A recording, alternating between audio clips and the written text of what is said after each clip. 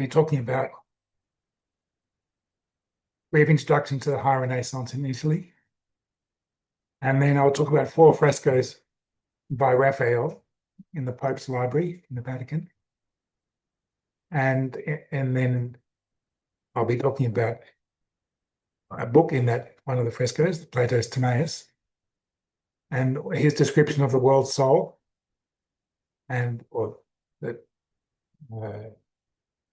happens and the creation of the universe, the world, and the harmonic ratios in that world soul. And I'll show how those ratios are embodied in the 4 frescoes.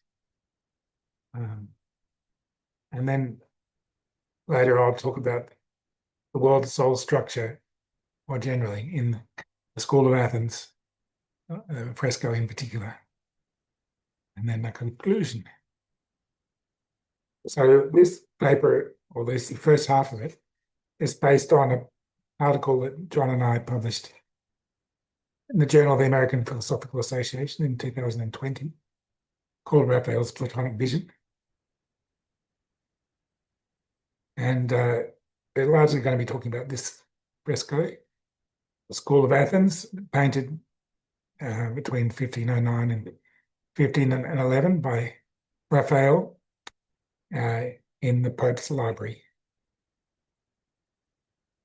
Now here is the fresco. So this was painted during what they call the High Renaissance, so a high period in the rebirth of learning of classical antiquity, where people in Italy, artists and philosophers and humanist scholars interested in literature, were looking back to classical antiquity for a model for a reforming way of doing things. And not just to Plato, but to people like Cicero, might his style of Latin, to improve on the scholastic, stodgy way they were writing. So, but the rebirth was brought about largely by, perhaps by scholars coming from Byzantine East, Greek-speaking scholars coming to Italy around the time of the fall of Constantinople, fleeing that event and leading up to it when it was on the cards. And they brought with them the Greek texts in Greek that had been lost in the Latin-speaking world for hundreds of years. In particular, many dialogues of Plato that had been lost. And they brought this, for example, Platon, he brought over the complete works of Plato. And he came to Florence for a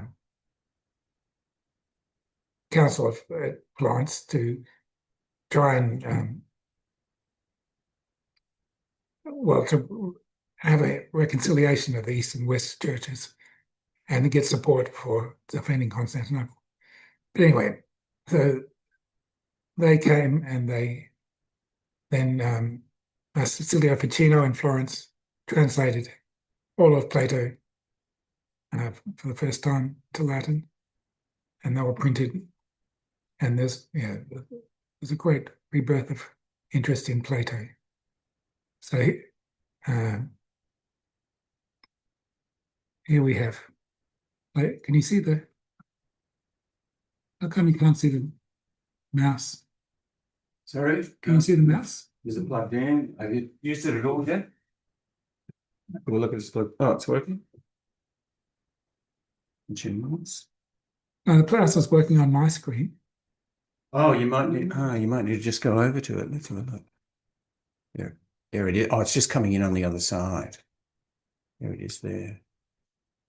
Oh, okay. Yeah. There you Oh, I see. But all right, it doesn't show on my. Doesn't show on here. That's interesting. Anyway, so One or the other can't be in two places at once. go. anyway, this is Plato here, and he's holding a book. Well, I'll show you that in a minute. But and he's so you might as well focus in on that. I think you need to. There's oh yeah, sorry. Yeah, okay. Yeah, that's right. So he's supposed to be modeled on Leonardo da Vinci, Plato, who was painting, who was old at that time. And It's like a reincarnation of and the entire Greek world. Yeah, right. Renaissance. Yeah. and he was whoops. No, doesn't work. Sorry. No, down the front here. Oh, we've got actually we've got these two in. Down the front here we've got Michelangelo here. He was painting the Sistine Chapel at the same time. And these are all Greek philosophers. But so this is sometimes thought to be Heraclitus, but it's modeled by Michelangelo. So Raphael was paying tribute to Michelangelo. And over here, this is Tommaso Inghirami.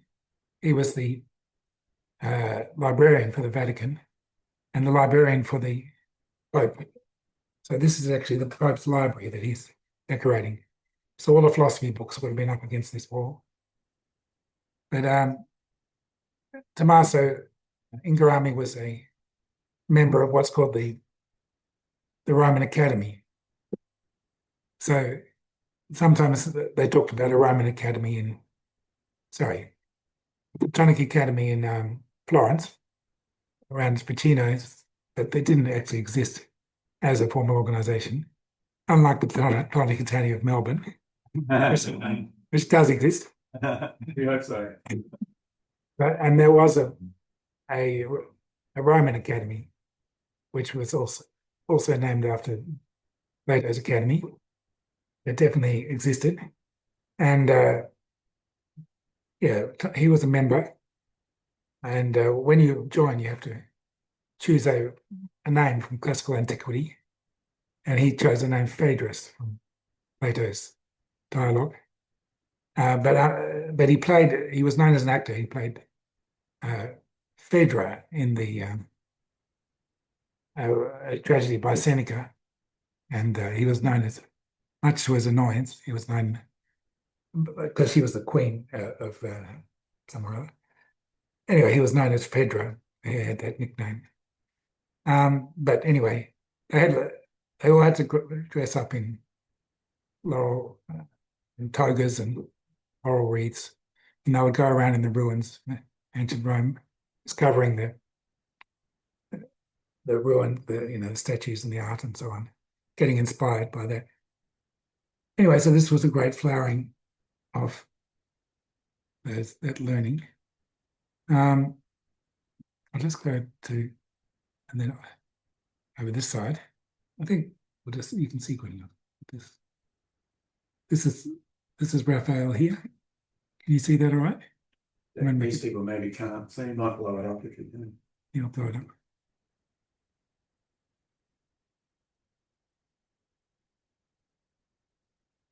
So this is It's still a bit hard for you to see, just at the right, peeking out at us. he's looking out at us. This is Raphael. He's only a young man.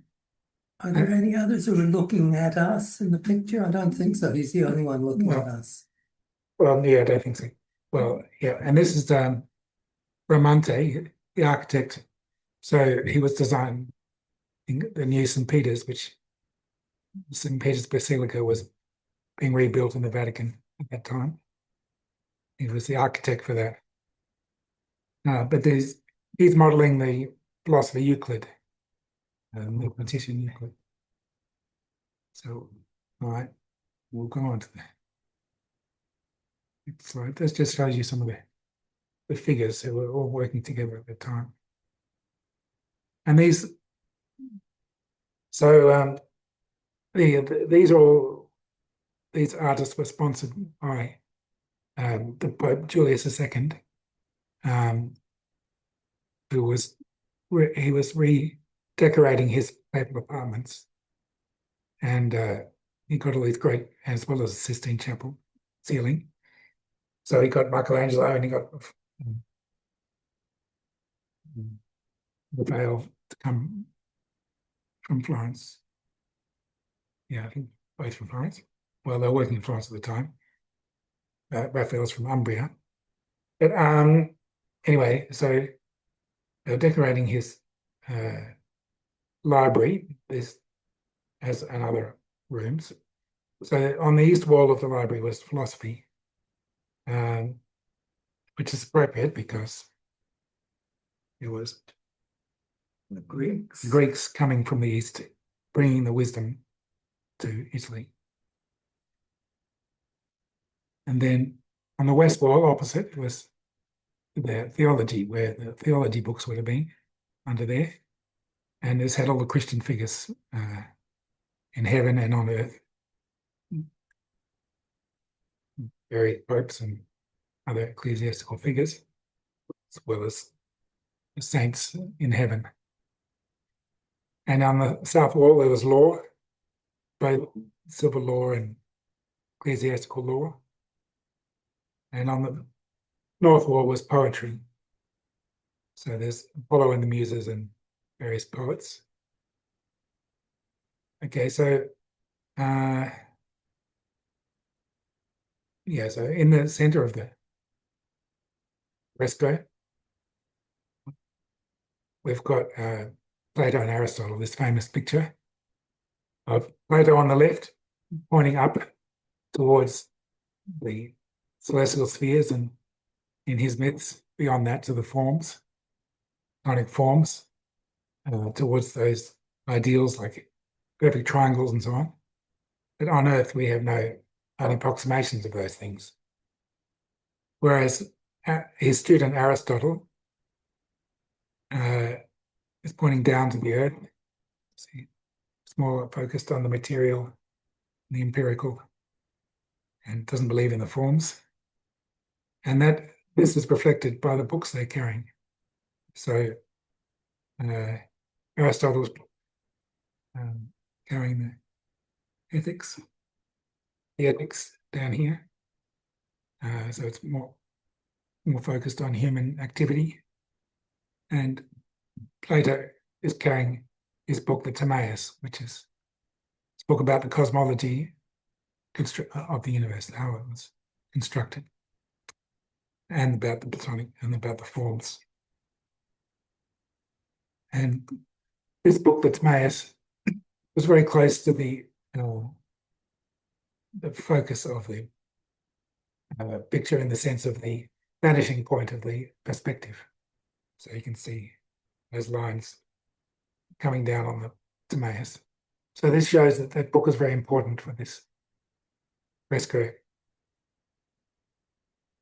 Now, another reason you can realize it's important is if you look down in the bottom left of the picture, you've got these figures looking at a slate, and it's got various, I'll just go in on it.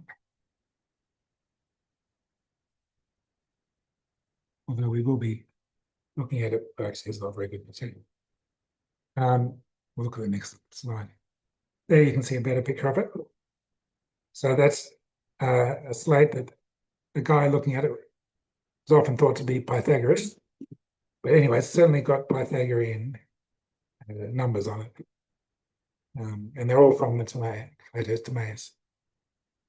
So this is another indication that Timaeus is important to the fresco. So anyway, across the top here, we've got these numbers, 6, 8, 9, and 12.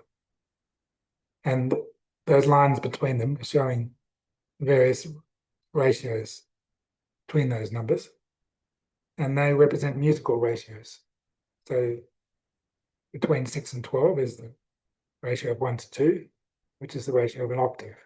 So if you double the frequency, or then you change, or a wavelength, you change the note by an octave. So, and those notes sound consonant, harmonic, sound good together. And the same for all these ratios of small numbers. So the fifth of 2 to 3, and the fourth of 3 to 4 also is shown there between those numbers. And they're harmonic ratios. And then you'll see up, let's see, I'll just bring that at the top here, 8 to 9. And that's the whole tone, this single tone in the 7-note scale. And that's called the apogdoron, but I'll show that on the next slide. And down the bottom here, you've got tetractys, which is a symbol of Pythagoreanism and Pythagorean brotherhoods. And it's got the 1, 2, 3, and 4, which you'll see. Which add up to 10, the x. Oh, yeah. The x, 1 plus 2 plus 3 plus 4 line means add up to x, 10. Yeah, it's sometimes called the decad.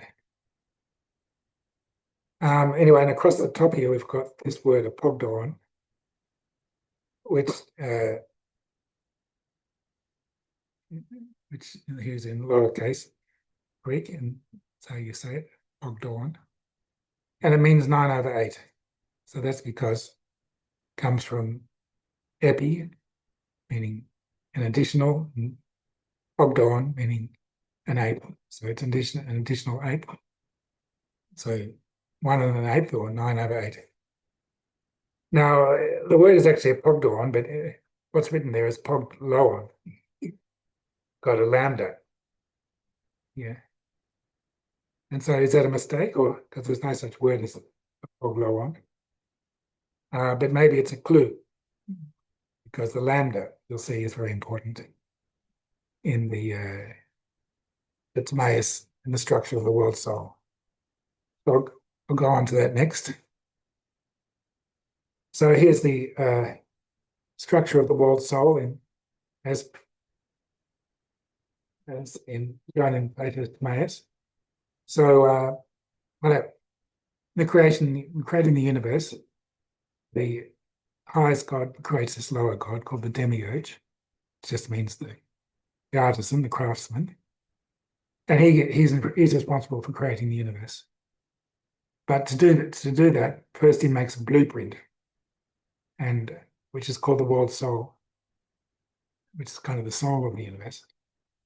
And he mixes 6 ingredients, 2 kinds of being, 2 kinds of difference, 2 kinds of sameness, into a bowl, and he pulls out of it one portion, which we have as the one here.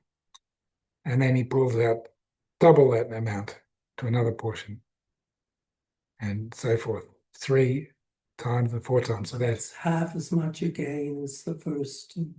double. Yeah, okay, yeah, that's right.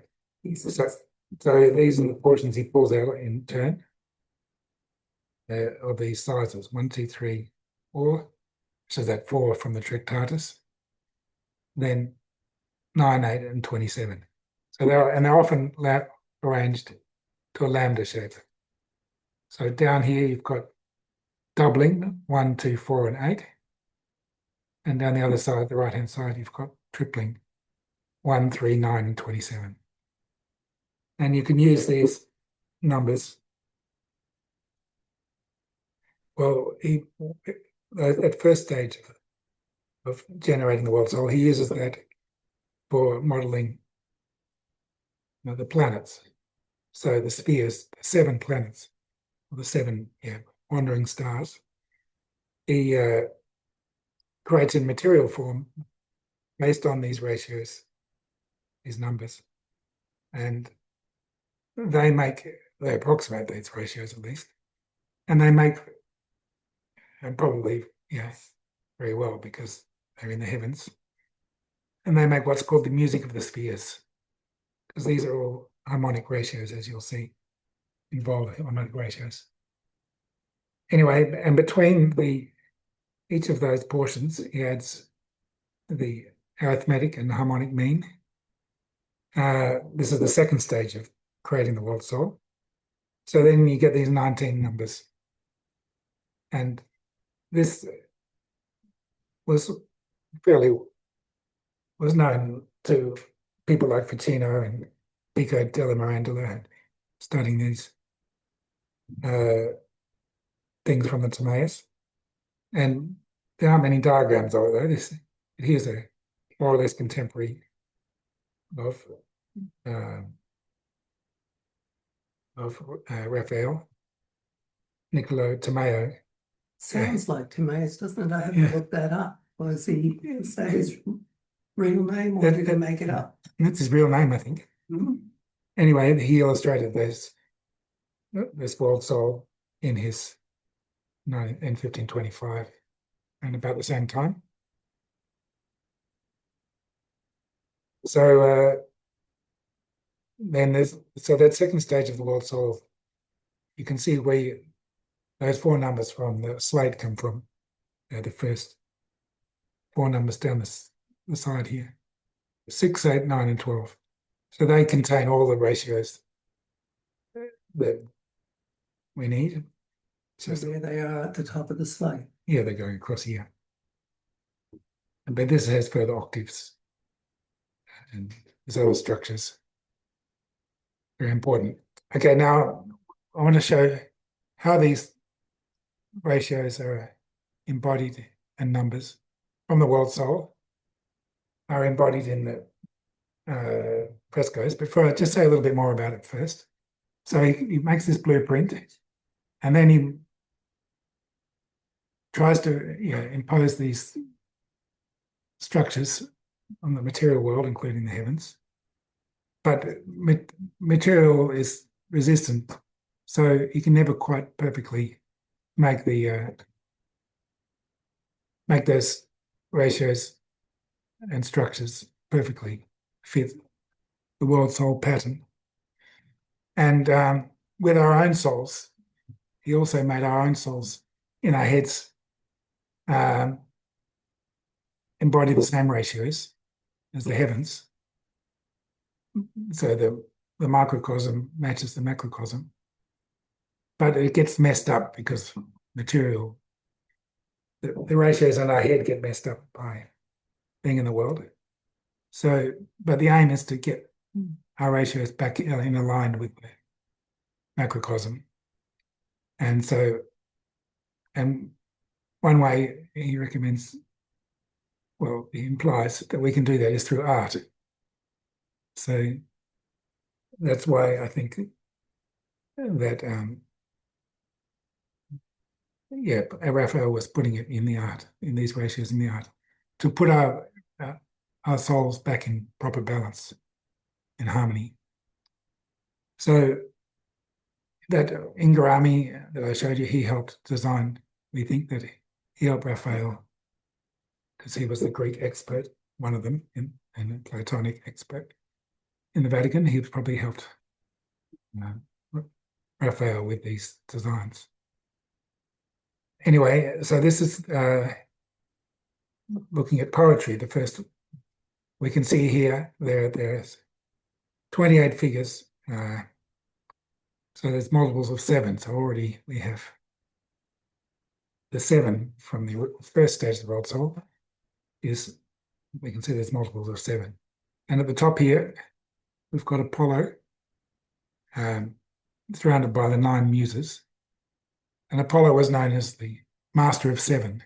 So in Aeschylus's 7 at Thebes, he was called the master of 7 because, well, partly because he was born on the 7th of the month, but numerology was important, even, going right back. So, so that's appropriate that he was there. Okay. or just one thing. Yeah, you can see coming down here.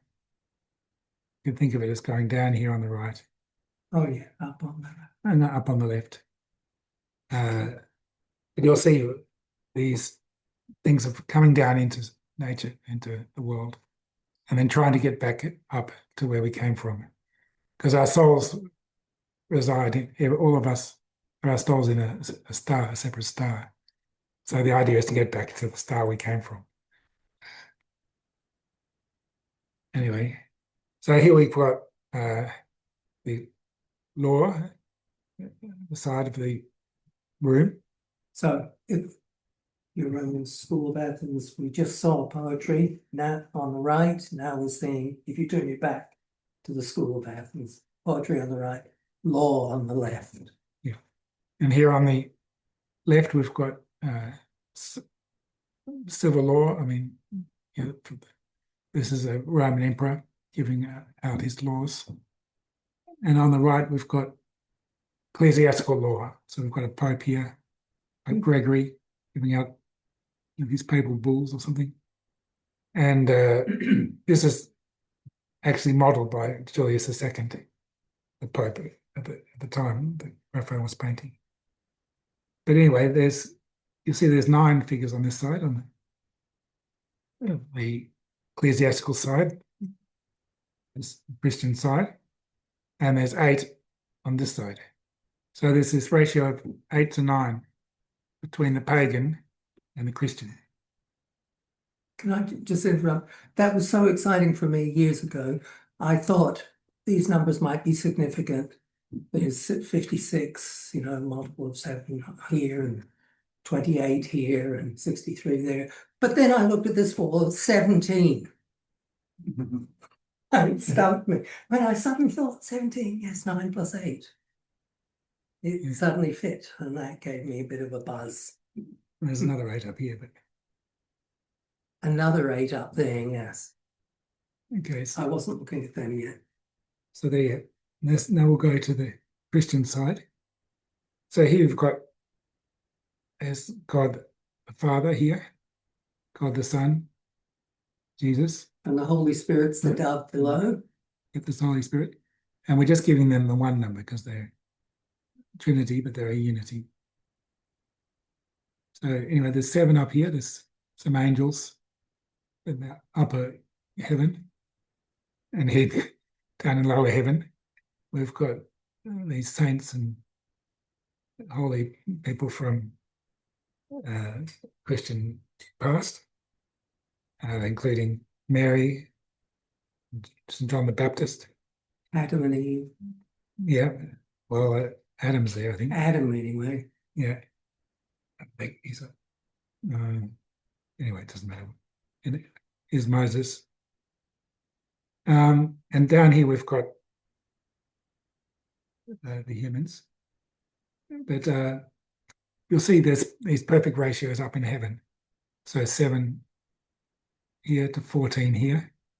So there's a 1:2 ratio of the octave. But I'll just so we've got 7 here, 14 here, so it's doubling. But if you go down to the human realm, so 7 and 14 is 21 in heaven. If you double that, you get 42. But you don't have 42 figures down the bottom. You've actually got 20 on this side, 23 on that side. So 43 altogether. So you'll see that the human realm, the material realm, doesn't match the perfect ratio that you would expect.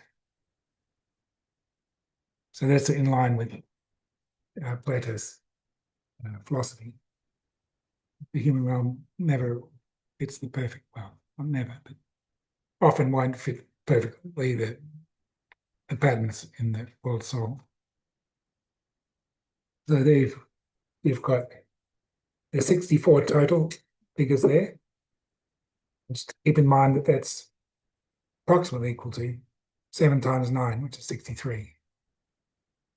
And that will be important. And when we go over to the other side, opposite on the east wall is the pagan philosophers, ancient Greek philosophers, and there are 58 figures if you count all those in total, which is approximately equal to 7 times 8, which is 56.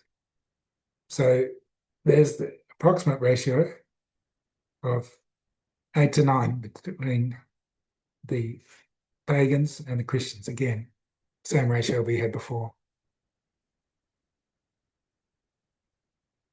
So there again, we've got the approximate ratio. But up in heaven, remember down below we had 58, whereas what we need for the perfect ratio is 56.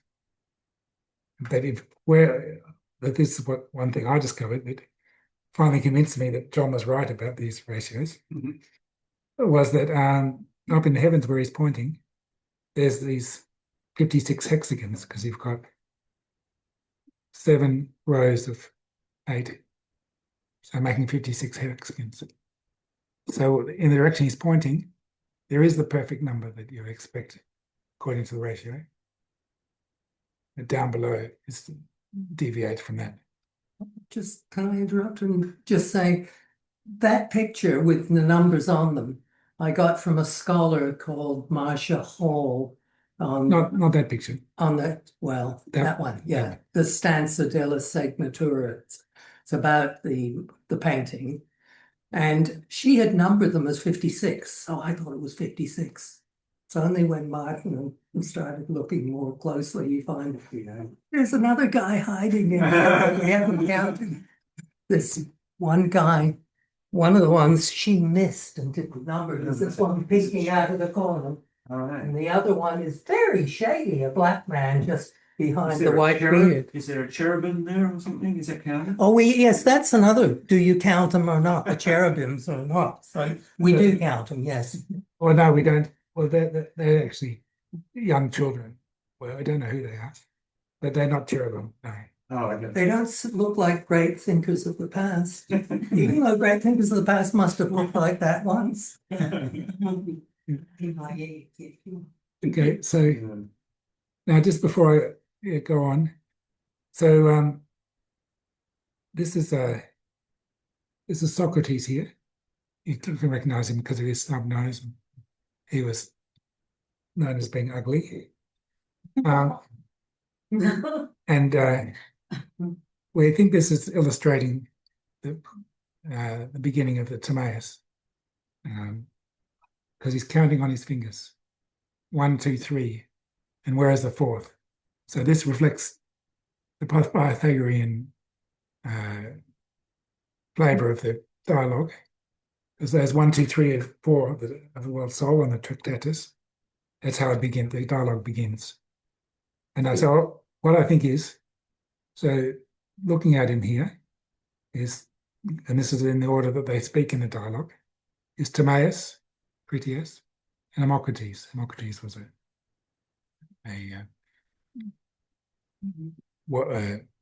military man. And then where is the fourth? Well, this pretty young man is not paying attention. So he was, because he says, where is the fourth? He was missing. So people think this is Alcibiades. So he doesn't pay attention because he ends up being not a good man, a sort of traitor to Athens. Yeah. So he didn't really learn from Socrates. So that's why that's what I think, why Raphael is showing him looking away as possibly the fourth. Anyway, but when Plato wrote the dialogue and said we should put these ratios in art, maybe, well, it would make sense if he did that himself. And I think he did, because he tells a story about how 9,000 years ago, Athens was founded. And then 8,000 years ago, Egypt, the city in Egypt was founded. So there's this ratio of 9 to 8 between the Athenian and the Egyptian. And then he talks about the legend of Atlantis and the battle that went on there between Athens at that time and that time. But and what he says is, so I think this is back here on the 9th place. They're looking back towards a long time ago. So this gap. There's 5 and then 4. But anyway, so then in the 9th place, so I think this is Athens, and this is Egypt. So this is an allegorical picture of the wisdom coming from Egypt, because Plato said that this, in the dialogue with Timaeus, he said this wisdom was brought from Egypt. And you can go with Bernie to Egypt to find out ancient. Probably too late then, but there are Bernie and others are going from the academy to find out this ancient wisdom from Egypt. That's right. Bring it back to us. Over the Platonic Academy tour of Egypt, yes. Yes. So I think, Raphael's reflecting on what Plato himself did in Timaeus, in having these ratios in his dialogue. The 9 to 8 ratio, he's illustrating it here. Okay. Now I'm going to skip over. I was thinking of talking about this painting, just the transfiguration. There's lots of numbers there. Lots of numbers, but because after we did that paper, I looked for other embodiments, not just of the ratios, but of the world soul itself in other artworks. And I thought I found it in later artworks of Raphael, where he talks about the relationship between the divine and immaterial. So one of these is the Transfiguration, which remained unfinished, or slightly unfinished, at Raphael's death in 1520. But it has, and I think this embodies the world soul pattern, but don't really have time to talk about it too much. And the other one is this Mass at Bolsena, which is in the next room in the Vatican, in the papal apartments. This is Pope Julius II here. He was put in this picture, in this Mass. In his next to his actual bedroom. But anyway, I found, I just put this in because it shows there. By the time he painted this one, Julius II had died. And we've got Pope Leo, who was a Medici, there, the same name as the current Pope. Yeah. The new Pope. Yeah. But actually, he's also here, I think, one of these two. He'd been painted as a cardinal, and then they were going to put Julius II here, but then... Oh, then he died. He died. So they put him in twice. They put him in twice. Anyway, that's in the same room. But here's the number. I was numbering it. I don't know if you can see the numbers very well anyway. But I'm saying, and it's got the same structure, I argue, the place of Bolsena. They have a similar structure that embodies the world soul. And I say it embodies that first stage down the bottom. I don't have time to go through it, so I don't have to try and follow. I don't have to try and follow it. And you can just look at the pretty pictures. And the second stage as well is down the bottom.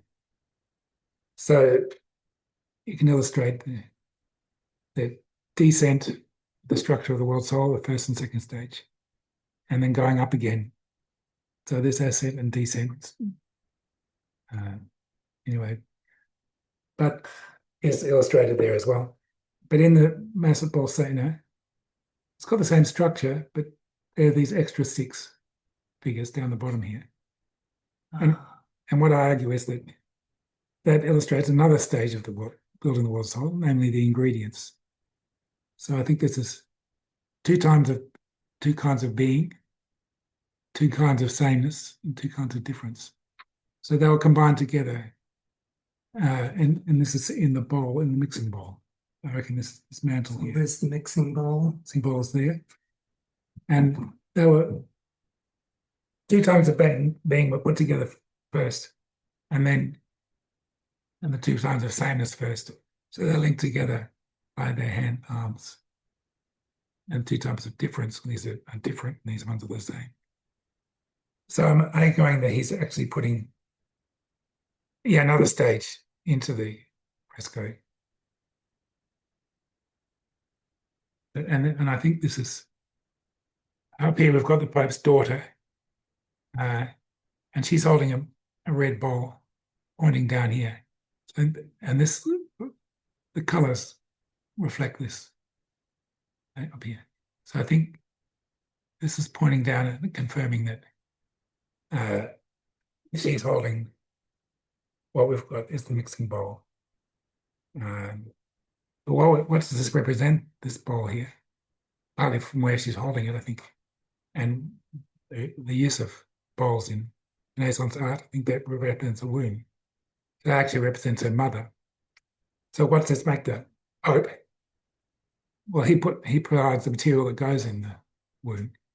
So he's represented as the demiurge. So in other words, that represented Pope as God, basically. But you could just say this is an allegory, that he's the Pope's, the God's representative on earth. But maybe this could be seen as hubristic, so maybe that's why he didn't publicize these things. Because no one else has found these patterns before. John and I have found them. Well, no one's talked about them anyway. You haven't mentioned that she is his daughter, the Pope's daughter? Yes, I did. Yeah. So there she is there. Yeah. With her bowl. Oh. So the 6 ingredients. And there's the point pointing down. There she is. The bowl. And I reckon this is the bowl here. And this might be her when she was younger. This might be the mistress. So he gave up his mistress to when soon after she was born. He married her off to his cousin's major domo, so he could still see his daughter. Anyway, so well, there's the first and second stage of the world soul again, but here's the third stage of the world soul in all its glory.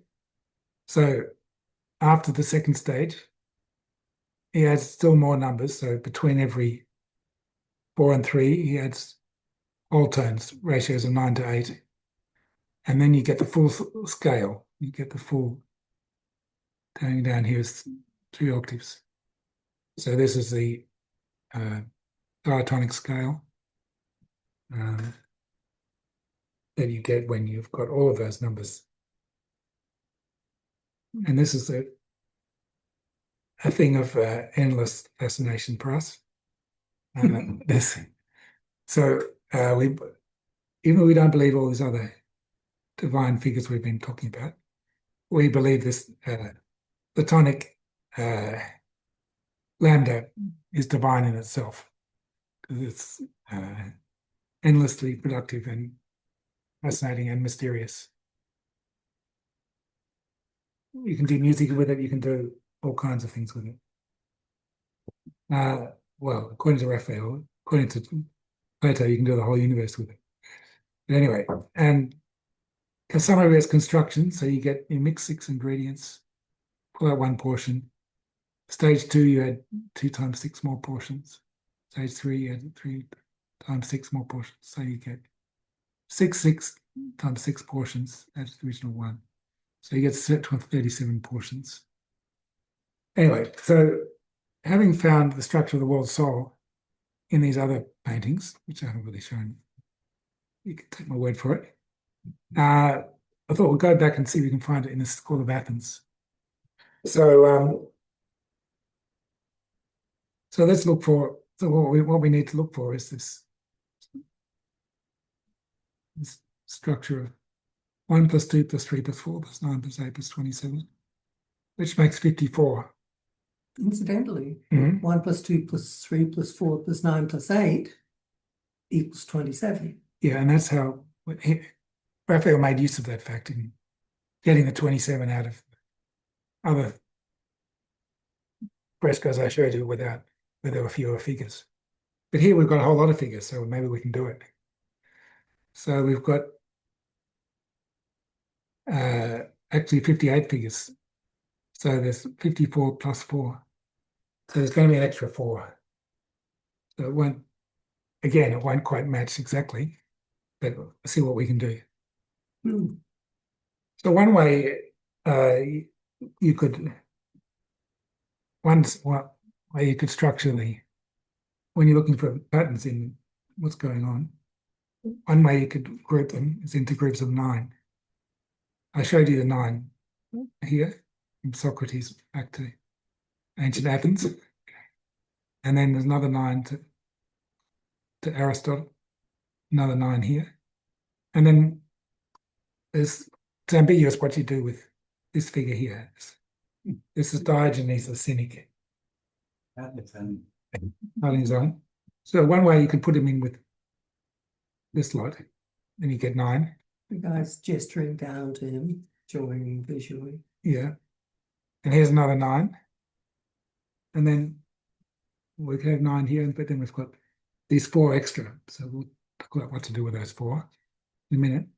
But that's quite a good way of, because Ficino and his other Platonists were not just interested in Plato himself, but the Neoplatonists, including Plotinus. And it's thought that this is Plotinus here. And 54 is not only the total of the, there's numbers 1, 2, 3, 4, etc., up to 27. That's one way of getting 54. Another way is 9 times 6. And Plotinus's Enneads consists of Enneads means 9. 9 lots of 6 is the way Porphyry, his student, arranged his writings. And that's what they call the Enneads because it's 9. So this could be a way of paying tribute to Plotinus as well by arranging one way of doing it in terms of a 9 by 6. But there's another way you could do it. If you leave Diogenes out, and this another natural grouping would be this 8 here. So then you would get 27, these 3 9s, then 8, which is the next one in the sequence, then 9, and then we've got this other 9 over here, which we can break down into 4 here, 3 here. So you've got this man holding up 3 fingers, and he seems to be grouped in colours and so on with these 3. And then 2, we've got these 2 fingers here. Maybe I'll get Yes, they're all use them. Maybe do I get closer? I'll get closer with the thing tool. Probably sorry. There we are. So there's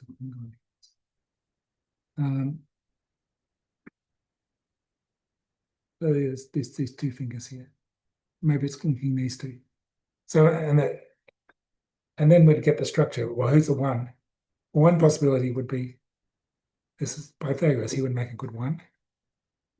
But then there would be these other 4 figures left over. But when Vasari wrote about the School of Athens, 50 years later, Vasari was an artist himself. He said this figure, not Pythagoras, but St. Matthew, because he specifically said, identify this figure as St. Matthew. And he said the painting was of pagan philosophers, plus the evangelists, he said. And people have dismissed this as nonsense. But others, a few people, maybe a minority still, think that this is the case, that there are the four evangelists in the picture. You might Luke and John. And they both, because they took inspiration from the Pythagorean things as well. And this doesn't really fit all that well with Pythagoras anyway, because he's writing, and Pythagoras was known to not write anything. And he seems to be writing a Bible. You look at the pages on Yeah. it, set out like the Bible with Yeah. the rubrics and the two columns. And there's lots of numbers in the Bible, particularly in Matthew. It starts off with a generation of coming how From Adam to no, from I think it's from David. Anyway, Abraham to Abraham. I think to it's David, David. That's right. I think it's David to Jesus. I can't remember quite sure. Remember. But anyway, he says there's 3 lots of 14 generations. So 42 generations. So the perfect number we had before from the Christian side, he's got in his book, the start of his book, which is shown, His gospel. his gospel is shown at that page, the open page on the other side. So where you want the perfect 42. But anyway, I'll show you that later maybe. But so I'm thinking he's got one finger. This is Matthew. I think this is Mark, Luke, and John. So that's Matthew. 1 is Matthew, 2 2 is Mark, 3 is Luke, and 4 is John. And you can see that John is often shown as a young man in white, because he's younger than the other. Oh, yeah. You see, right at last. It's the iconography for John, yeah. And he's walking up because he's got the most Platonists of any of them. And then also the number of fingers they're holding up. 1, 2, 3, and 4. He's got 4 fingers there. All right, so if he's not the number 1 and none of these are, then what is the number 1? So I'll just back it up. So that means we could jump over those 4, and we end up with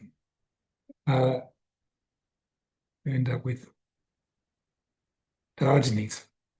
So maybe he's the number 1. Yeah. It's not the end of the right-hand side series, it's the beginning of the left-hand series. Yeah, and why would that make a good number 1? Seems odd. But he's so I'm thinking that he's the demiurge, because he's got, this is his begging bowl. So this is the mixing bowl of creation. And this is the stuff coming out of it. This is the material that was mixed into the mixing bowl of creation. And he's looking at a plan. So he's looking at the world soul pattern, the lambda. That's just my idea. This is what I think Raphael's representing. But and he's pulled out the material, and he's about to cut it up into portions. People often think of it as a 2-dimensional sheet. So that's what I think is Raphael's doing. But why? That's the question I'm going to end on. Why would he represent? Oh, I've got one more thing to talk about. That's one I'd like you to think about. Why would he represent God basically as a beggar? The holy man is a beggar. But there was one more thing though, because what I'm thinking is he's forming a lambda with his legs, and he's pointing back this way. And down here, you'll find there's Bramante, the architect, and he's wielding another lambda, these compasses, right? So what the Neoplatonists thought is that we should be, as artists, we should be human embodiments of the demiurge. we have to create in line with what the demiurge did down on earth. And so that's appropriate that this is the architect, the artist, and he's wielding the lambda as well, down on the human realm. So you can see from the Timaeus through here, the Lord Soul in Diogenes pointing down towards the human embodiment of the It's the lambda. of the lambda in the artist on earth. So there it is there. This is, he's doing some sort of theorem here, which people are trying to work out what that is, and I'm not sure yet. But anyway, that's where I'll finish. But so let's think about what it might mean that the demiurge is represented by Diogenes, the beggar. Okay. Okay. Thank you. Thank you so much, and John, and we'll have some questions. So just, you know, like there's a few people in the room who probably don't know a lot about ancient Greek philosophy, but what's surprising, you know, about Diogenes being important there is because Diogenes is considered to be the founder of one of the founders of the Cynics group, which were kind of followers of Socrates, not really Plato, but of Socrates, and they were very much against conforming to social conventions in an extreme sort of way. And he was supposed to have lived like a beggar in a barrel or a big jar or something. And there's a myth that people might know, the myth of when Alexander the Great comes and visits him and finds him in the jar there, sitting and abusing people and everything. And Alexander the Great says, you know, is there anything I can do for you, Diogenes? And he says, get out of my sunshine. Okay, so thank you very much for that, guys. Now, we're open to questions. So, we've already got Chris. Okay, off you go, Chris. So what the question you just asked, Martin, in Manichaeist, you have the ultimate God, which is good, but the demiurge is an invariably negative character, right? So I suspect that Diogenes here is it like he's lumped down on the ground, and you know, the being in the bowl and all that. So could this hark back to that conception of being Manichaeist? Yeah, well, that's one possibility. That there's a sort of Gnostic flavour to this.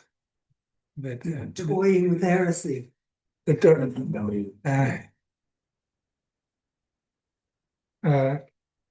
Right. Okay. But that's one possibility, but I don't think it would be that because, well, I doubt that because, yeah, that was very much not the view of the Vatican at the time. But they thought the demiurge was something positive as it played, and it seems that's because he's creating a beautiful universe according to as much as he can towards the plan. That's why he seems to be portrayed in Plato himself.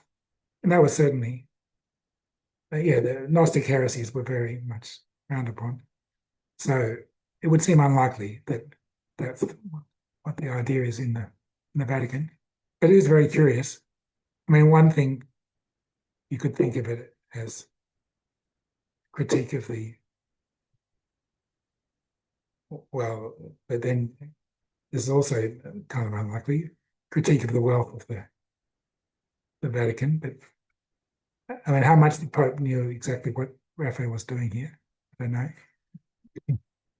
But because the Pope was a Franciscan by background, he's supposed to be a mendicant, just like going around begging. But he wasn't exactly doing that. He was very wealthy, but I mean, it's a contradiction in a way because he left all this beautiful art, but it was all raised through sale of indulgences and so on. But in Germany, yeah, which had consequences. That's right. The Reformation was seen to happened in 1517 when Luther stuck up his 95 theses. Yeah. Anyway, or it could be what I'm thinking. I prefer to think of maybe as it's a sort of idea of humility or being in touch, being in line with nature. It's not so it's an embodiment of what we can, got to do as well as we can, but we have to be in line with nature. This is sort of an embodied Platonism. And it's back to fundamentals, I think, the Diogenes. It's really taking life back to the fundamentals. Which is not what the Vatican was doing at the time. No, they weren't. At all. So, but the Franciscans were supposed to, and that's what the Pope was supposed to be doing. So did you just have a daughter, or did he have, like the Borgias, No, he had 10 children? No, that was a different. yeah, well, I've read different accounts of how many daughters he had. Some say he had one, and some say he had 4. But he definitely had one. Mhm. And he's ensured that she was the most wealthy and powerful woman in Rome at the time. And he would send her to negotiate with the Queen of France and so on. And in that fresco, you had he had 2 cardinals and 2 bishops who were all related to him. So there was there's nepotism involved, both his daughter and his other relations. And there was he was known as the warrior pope. He was going off fighting wars to try and expand the papal states, which is not probably what the Vatican should be doing. So he wasn't, the Pope, you could see why the Reformation came. So maybe it's a critic of the Vatican, but of the Pope, but I don't, I think that's probably not it either. Maybe it's just the fact that Diogenes has a begging bowl, and that was convenient for representing the world soul, the demiurge who had a bowl. Anyway, any ideas? Yeah. I'd be welcome. Okay. All right. Well, I've just got 2 comments really. One, for those who don't know, the name Raphael is of Egyptian origin. It means God heals, Raphael. All right. So I was very interested to see Donato Bramante represented in painting. Yes. Because Bramante actually teaches Leonardo da Vinci. He's not in painting. Now, Bramante has a huge influence on Leonardo and the drawing of the Vitruvian Man, the famous man in square circle, which is full of ratios and mathematical stuff. That's right. Which I have actually given you something Oh, good. about. So Bramante is a very important figure, I think, in there. But surprisingly, that Leonardo's. Well, isn't he? Well, some people think he's Plato. some people think he's Plato. He's Plato. That would not surprise. Yeah, So, it's like a self-portrait in old age. But Platonism and Neoplatonism and Pythagoreanism, most people recognise. I have a work coming out, which you now have a bit on, which will explain why, because there's another branch of mathematics which is not touched on here, which is Pythagorean triples, which have a huge role in theory. Huge. And the document that I let you know about, unveils that. Yeah, good. It's not yet in the public arena. So this is Les Greenhill, is it? Yes. Yes. So Les doing a bit of research in this area as well. And while we're here, Complete research. Yes. Well, Pythagorean triples, of course, you found them in those old That's right. Babylonian clay That's right. tablet. Oh, Yeah. amazing. Yeah. So that's where you get a triangle, right? And A it triangle was- where you have whole numbers on the sides. The if you want famous to know that. Athens pyramid has a 3, 4, 5 triangle. Right. Yes, yes. So we also, by the way, we get into this in Platonic Academy because Plato says that geometry is the gateway to the mystic, and you will see in some of our drawings that we've been doing in the class, some of the students, they're all beginners, but have some really nice drawings in the kitchen when we're out there. But yeah, for those people who haven't done much of this music ratio stuff with us, we've been also doing it in geometry, and when we read the Timaeus, so maybe people are missing a bit of that. But can I just say the diatonic scale? It's basically in the Timaeus when he talks all this stuff about the soul, right? You know, and cutting up the soul and the mixing bowl and all that sort of thing. This is the first appearance we have of the ratios. They fixed it up again. Bach fixed it up again much later. Did even temperament. But basically, this is the origin of the white keys on the piano, you know, so the Western system. Yeah. So and so then later, and you could see that with what Martin showed us, they then got all the 12 semitones all the way down, and you could do that with the Pythagorean system, the cycle of fifths. Didn't quite work. You had the Pythagorean comma, which people might have heard about, and then they fixed it up much later. Okay, we've got Tim and then David. Just wondering, did Raphael himself leave any clues outside of the painting as to who anyone was? No. No, that seems to be, maybe we think it was a trade secret sort of thing. But anyway, there's no writings to support anything that I'm saying from the time or since. But I mean, we know something about the books he had here.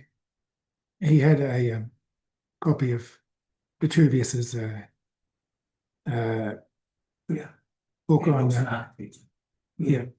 on architecture that he had someone translate into Latin from Greek, into Italian from Latin for him.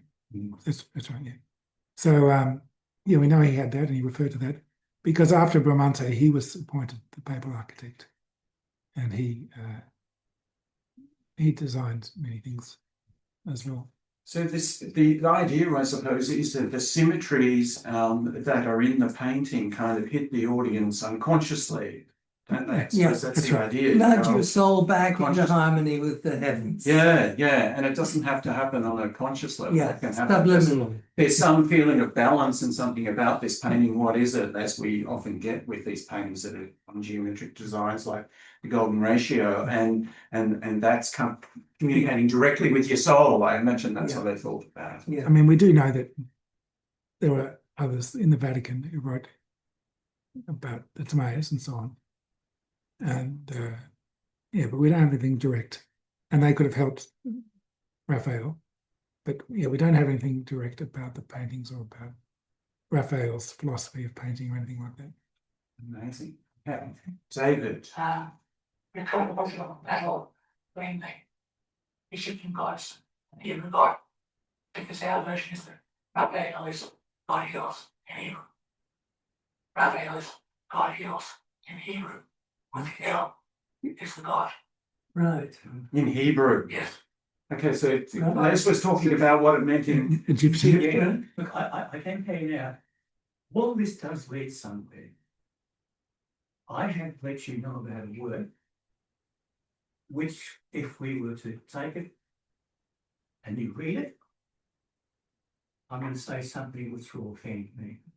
It presents the first transcendental appearance on paper. In the geometry, there's something that's so astounding, it changes the way you see the world. Now, that's a big statement, but I wouldn't make it if I couldn't show it. It's in that document. I've let you It's know. on the coffee table in there, so people can have a look at it, and they No, might it's be able not to. in that. That's In another that's one. an extract. Yeah, I'll right. let you know about it. Okay. Well, I'll let David just finish the question. Yeah. To me, Raphael means God heals. God heals, yeah. It could be in both languages. Possibly, you're saying, Yes. it's the God. I'm saying, is the God. Right, okay. All right, thanks, David. Yeah. I want to say, the aneurysm of arches. Yeah. Sorry, David, yes.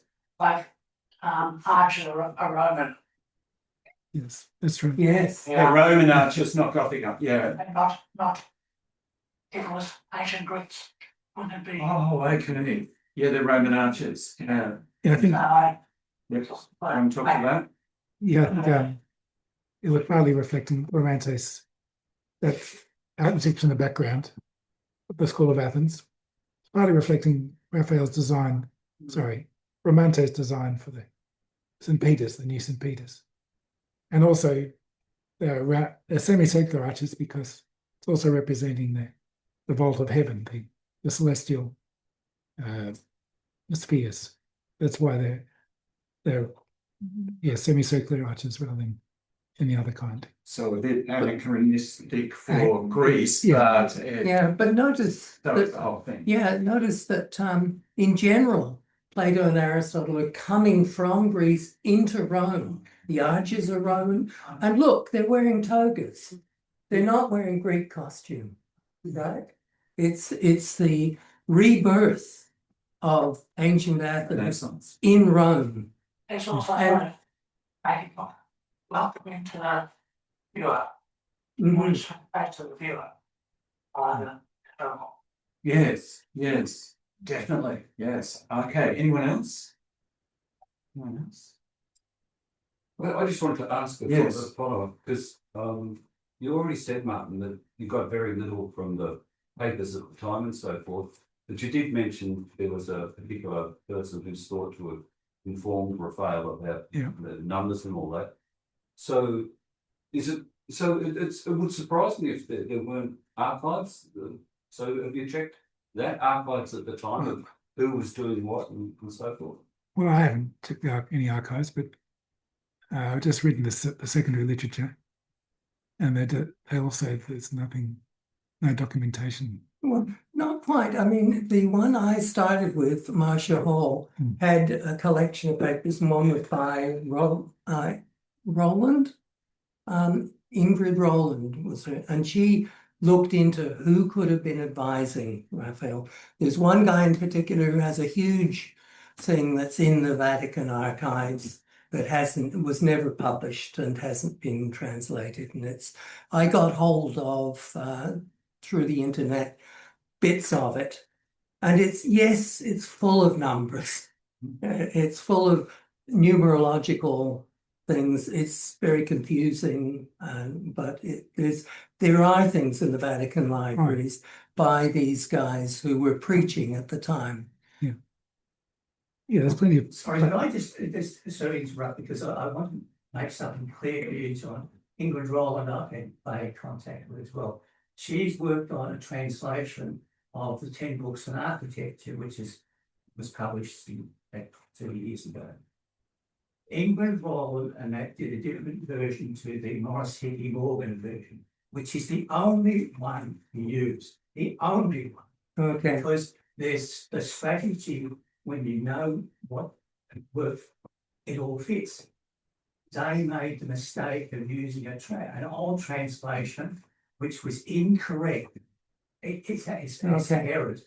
And the worst thing is Ingrid Rowland didn't want to know. Okay. Yes. It's all fraught. It's all very fraught. Yeah. So let's just thank our speakers again.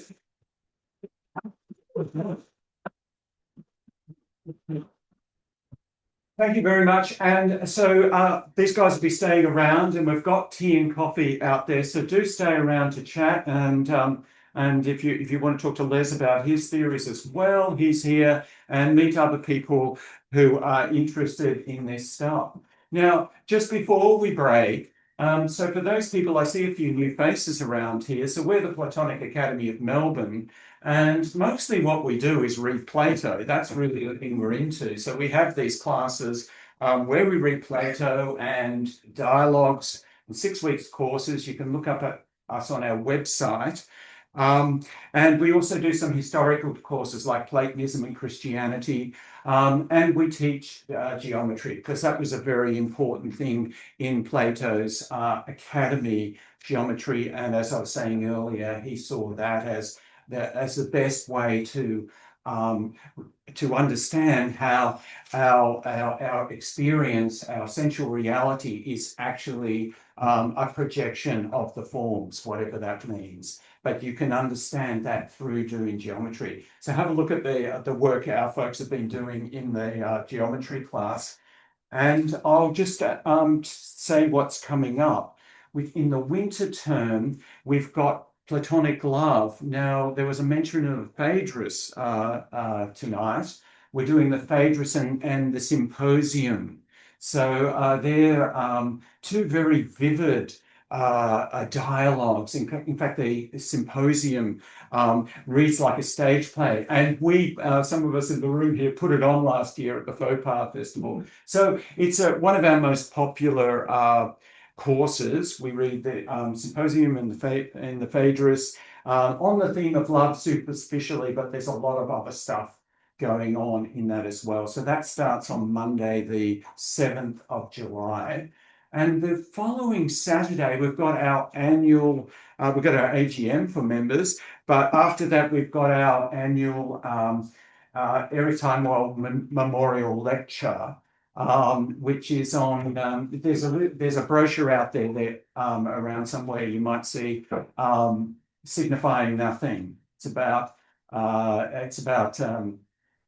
the introduction of a zero in the West and what's going on there. So you might be interested in that. So that, again, you can find these things on the website. That's in the afternoon, Saturday, the 12th of July, at the Greek Community Centre, where Platonic Academy first started about 6 years ago. Okay, what else do I need to announce? Oh, so Effie's in the room now. Thank you so much, Effie, for the venue and setting up. And can you please pass on our thanks to your brother, Nick, and Maria, for letting us use their house. It's just wonderful. And I'd also like to again thank members of the board and people who are members of the Academy. It really keeps us going. And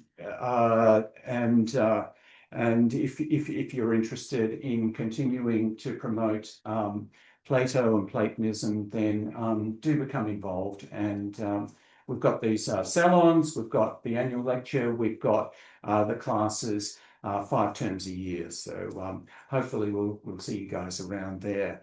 But otherwise, donations over here, if you want to give some donations in cash or come to me, I can take some donations through the app on the phone. There's some books up there for sale, symposiums up there for sale, if anyone wants to grab a symposium to do the course. I think that's it. Effie, is there anything else we need to announce? And Jem's over here. Thanks for filming, Jem, and Jem's also on the board. Okay. All right. So tea and coffee and Thank you. Chat with the speakers. I'd like to idea about humility. Is this turned on, Jem? Still my auntie was very, very religious. And she